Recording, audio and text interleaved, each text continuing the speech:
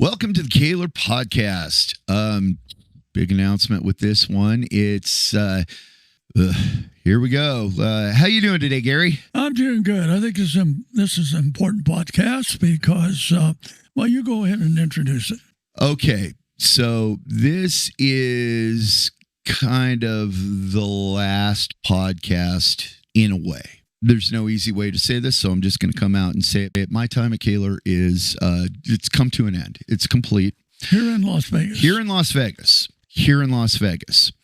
It's a big change, and it's a big change. First and foremost, I want to say this to Gary, to you guys, to everybody. This has been the best time of my life. God, it was just great. The room we're sitting in right now is my favorite place in the world.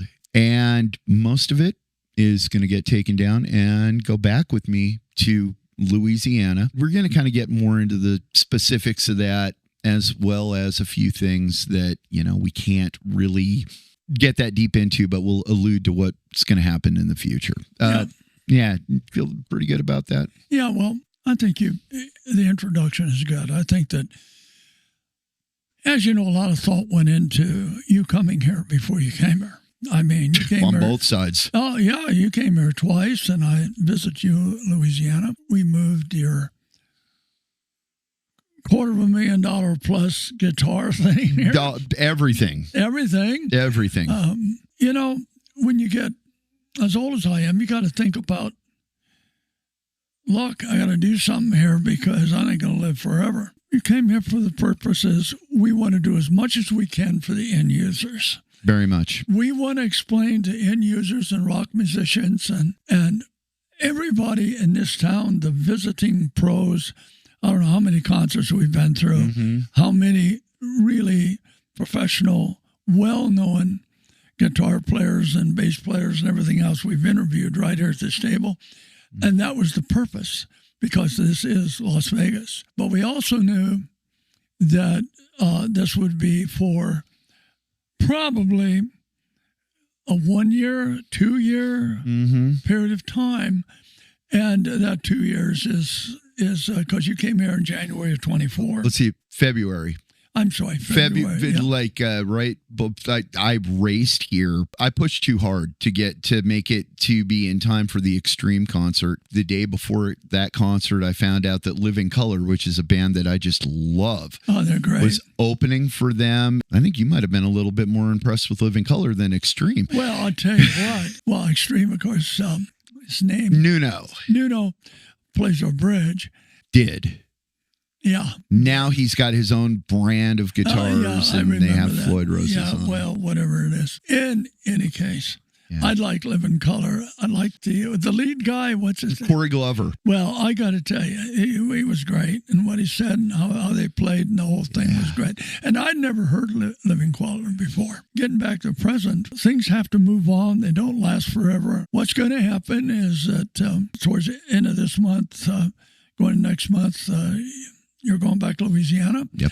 And we'll still have a relation of some of it's going to be different. We don't know exactly what it's going to be at this point.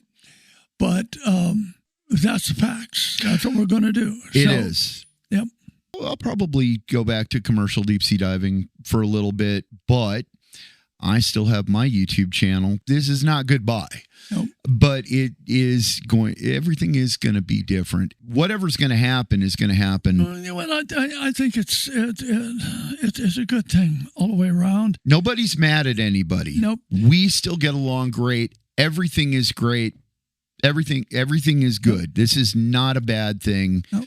Don't anybody freak out. Don't read anything into it. It's fine. But we can't even talk to each other about what to do for legal reasons until we have closed what we're doing right now. Things change in every company, and things need to be done. And frankly, this was almost planned from the beginning. I don't think we're ever going to have this place open forever under this condition. Things change. It's just got to be done on both sides. It's got to be done to the benefit of Eddie here and also to the benefit of this company. And I would like to say an appreciation for what Eddie's done. It's been an eye-opener for me and all the things that we've done and that I've learned from about end users. Just keep in mind, prior to 2013, we only sold OEMs. Yeah. Now, that means we're selling original equipment manufacturers around the world. Although I've cut everywhere I possibly can and got as efficient as we possibly can, we are having more and more difficult time making stuff at a price that another factory would buy it at, and we make a little bit of money to stay in business. But that didn't work because these OEMs they're going to decide to buy on the low end of what they're going to put into hardware. So that is their decision, and we got to honor that.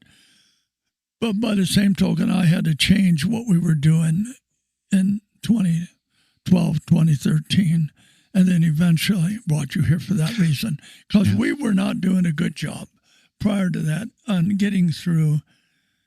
We just didn't have the knowledge to do it, frankly. I want to let everybody know this, too. It is just the craziest, not a plan at all how I wound up here. My little repair shop, I had the ability to have the OEM status to get Kahlers. I started a series on my YouTube channel called Would a Floyd Rose by Any Other Name Play as Sweet? And it was to let everybody know that you can't call these things all Floyd Rose. They're not all Floyd Rose. They're not compatible. There's a lot of problems that are happening because of that. People trying to jam parts on that don't fit. So I wanted to cover every single bridge ever. I got to a point where I started to realize that even though I'd done different ones, dive only, non-fine tuner, blah, blah, blah, it was all only Floyd Rose I'd covered so far. So I was like, well, I need to do something else. And I was set on Ibanez. I'm going to do the Ibanez Edge. And then I saw a post that Moshe put up saying that Dave Story had passed. And I thought, you know what? That's a good enough reason to do Kahler next. Long story short, that's what led me here. Your memory and recall of all those records and everything ever done. Hell, I could never do that. So you represent something completely different. And I think we have made inroads there. That part has been successful. Some of it we've tried hasn't been. So there were some negative things that happened that was really out of our control. And let's just we're not going to say anything that's going to do any damage or meant to do any damage. But, obviously the G&L promotion, and then all of a sudden whatever happened with G&L happened with G&L, which, by the way, still nobody actually knows what happened because G&L is being quiet about it. And that's their business. And that's their business. And we really don't want to get into that. No. All I know is they're friends of mine, friends of ours, and they had to do what they had to do. I consider them to be friends of mine at this point. I spent so much time with David McLaren. I consider him a friend. And David and John are good people. And, of course, their father I knew, John McLaren Sr., as the CEO when CBS was there. And all I can tell you, he was a really wonderful gentleman and a very fair CEO. This is just how businesses work. Well, they go in, they go out. You gotta do what you gotta do. Now, one thing that has not been completed yet, and my phone keeps on going off. The little text messages. That's Glenn Fricker. Yep. Letting me know about the Judas Priest auction, because that is something that we are ramping right the hell up. You're the main contact on that. Through all that, you're going to finish that promotion and get her done. He sent me a text today that scares me to death. Got permission to share this contact. Dweezil Zappa. I am so scared of just bombarding Dweezil Zappa with how much I love him and his dad that he'll want to run away. I got to be real careful. And you know what? That's another thing that I learned here. Boy, oh boy, man, I'm gonna kind of just say this, and it's gonna make me look like the idiot that I was. Gary warned me the very first real rock star that I spent any time with, Lita Ford. And he was like, listen, behave like this. Whatever you do, don't do this. I immediately did what Gary told me not to do. And boy, did I learn not to do it. There's so many things I really wish I would have listened to you in the beginning. You have. We've been able to get along. I'd like to point out that this promotion with Fricker is a big deal. It's such a big deal. Because it's for, you go ahead and explain. It's for the Glen Tipton Parkinson's Foundation. Parkinson's is something that's affecting everybody. Probably the most famous person that everybody knows about would be Michael J. Fox, who happens to be a guitar player. The beauty of it is, originally I came here with the intent of helping Gary find somebody who wanted to, buy the company because he's almost 90 years old. As we were sitting there, and it's like this is what we can do with advertising and this and that, and what do you think we should do, Eddie? And I said, Glen Tipton has played a Kahler ever since the first time he played one. I haven't seen him with anything that didn't have one. And he's retired because of Parkinson's disease. Glen Fricker is just about the biggest Judas Priest fan in the world. Yes, he is. And I want to make a replica, and I want to make it as accurate as I can of Tipton's Black Strat. And I want to ask Glen Fricker if he will help us auction it for the Glen Tipton Parkinson's Foundation. And so we started doing that. I reached out to Fricker, and he was just like, I'm in. And we had reached out to a different, very popular YouTuber about something else. And that person had a fee that it was just like... Now, when Kahler asked if I'd like to get involved with their build of a Glen Tipton Strat, my answer was, oh, hell yes. And they asked, how much do you want? And I'm like, you got to be freaking kidding. No, thanks. I'm happy to just be asked. And they were like, great. We can put that money into the guitar. And seriously, how can I say no to that? So we asked Fricker, what would you like as compensation? And he just basically went, I don't want anything. I want to help my favorite band is what I want to do. And so my very words were great. We can put all that money into the actual guitar that somebody will get. And we built that guitar special. We did. And you know what? We also made the highly polished stainless steel pickguard. Most people, when they make a Tipton replica, they get like a plastic mere pickguard. No, we have what he had. We have a stainless steel, highly polished pickguard. Yep. And there are two of them. There's one that is going to come separate that was signed by everybody in the band, including Glen Tipton. That auction kind of got a little derailed. There were a couple things that happened. The first one, I reached out to Eddie Trunk of That Metal Show, who's right here in Las Vegas, and said, will you help me announce this? Could we do like maybe a press release or something? And he said, have you gotten permission from the band? Because this has gotten me in trouble before. I don't want to do any. And I thought, I never even thought to ask. I figured out how to ask, and I got a hold of Judas Priest management. They gave us their full blessing. Yeah, they did. They, her name? Jane, with really a Y. Good. I can really appreciate that because I know how difficult it is to deal with some of these management outfits. My God. Jane seems very, very tough, but fair. She's fair. And we got to get this done for the... We do, and we're gonna get the guitar back and give it a good setup because Glenn, before he got his Rampage, he had to have what I like to call the Floyd Rose training wheels put on the Kahler, which is the heavy springs, which will make it feel a lot more like a fulcrum, and a heavy bar. And then all of a sudden it was like, okay, well, I'm used to this. But by the time he got his Rampage, he was like, I want to try it the way it's supposed to be. Yep. And now he likes it even better that way. So I have to put that one back, but then he's going to take it on the cruise, 70,000 tons of metal. He's going to take it on there and he's going to show it to people in bands and things like that. We're really going to hype it up. And we're really trying to lead the charge on this because,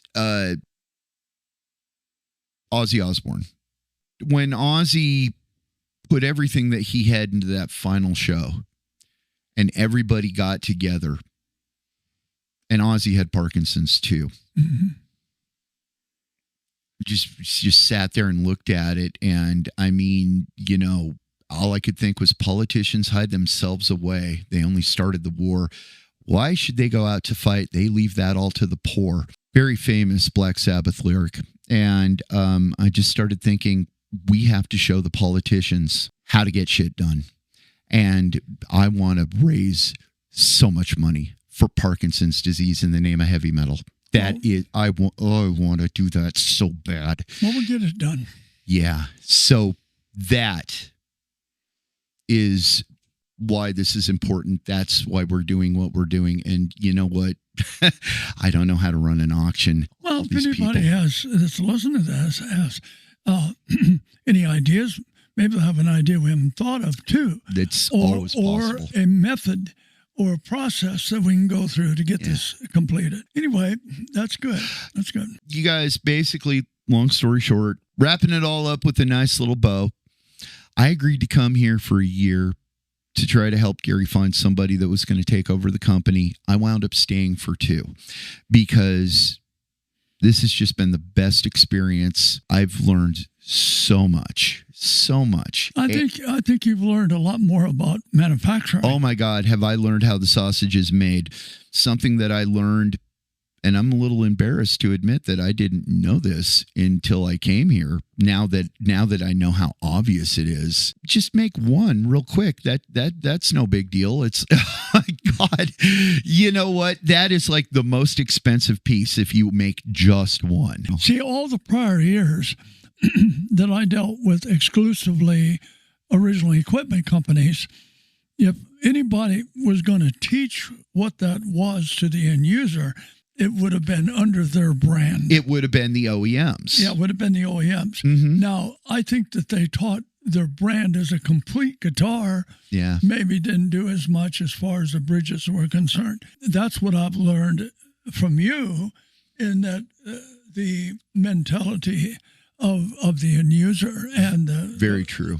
The pro musician as well as the young musician coming up, and so it's been a good relationship to that point. Yeah. That actually brings up a really good point. I want to put everybody at ease. I'm still doing all the setup videos for all the different Kahlers, including Spider, Killer, maybe the 2500. I really don't want to because just because I want to encourage you guys to try your hardest to find a Killer and replace that 2500. You'll be so happy, especially because you know what?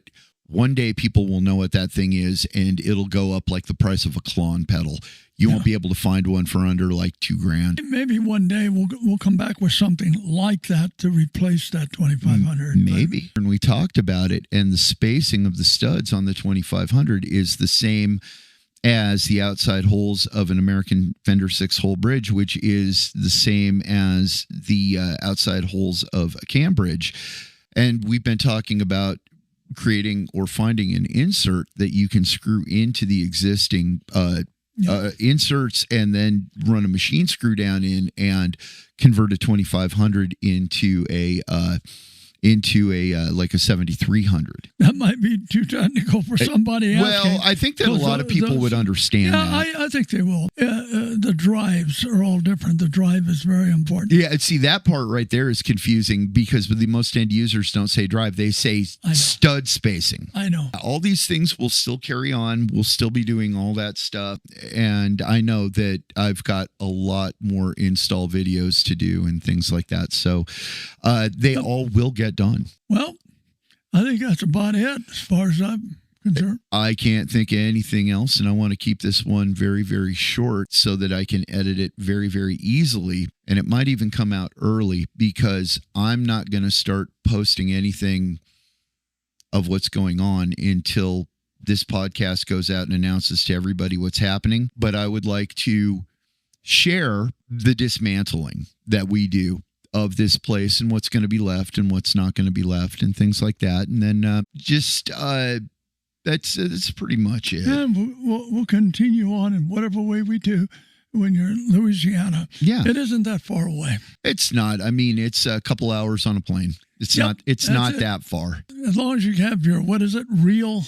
Geez. Oh, the real ID? Yeah, the real ID. You better have that. Thankfully, I got mine. Yeah, I got mine too. All right, guys. Well, you know what? There will be more podcasts that were recorded here that will come out after this one. This is not the end of the podcasts, and I'm still administrating all of the Kahler social media and things like that. That's not changing. We'll let you know what's happening as soon as we have more information. As soon as we can, you'll know everything. Okay. All right. Happy trails. All right.